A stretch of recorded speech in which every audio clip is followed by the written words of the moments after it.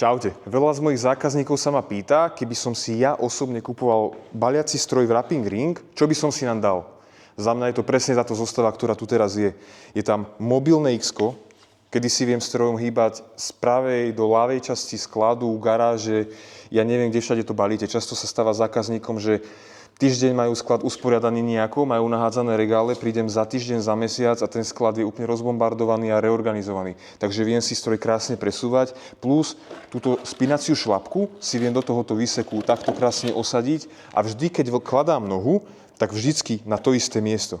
Takže za mňa rozhodne mobilná podložka na kolieskách, ktoré si viem zabrzdiť a stroj si viem kedykoľvek behom pár sekúnd premiestniť na úplne iné miesto. Štandardné stoly S plus N, štandardný úzky, odvíjač na 250 mm stretch fóliu, žiadna 500, ktorá robí zbytočné odpady, presahy. Musím byť od stroja ďalej, keď tam mám 500 mm fóliu. Áno, má to zmysel, keď mám dlhé balíky, kedy využívam celý rozsah tejto 500 mm stretch fólie.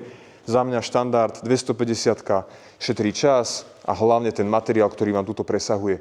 Ďalšia z vecí, odvíjač na lepiacu pásku. Samotná stretch fólia nepotrebuje lepiacu pásku, keď ju otáčam tak, ako je otočená teraz. Lepivá strana smerom k balíku.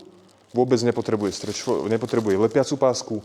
Lepiaca páska je tam z dôvodu toho, aby moji zákazníci a tí, ktorým balík posielam, vedeli, že som verent, že mám nejaký svoj brand, že ho mám vybudovaný a hlavne kvôli tomu, aby vedeli, že kto som a od koho im balík ide.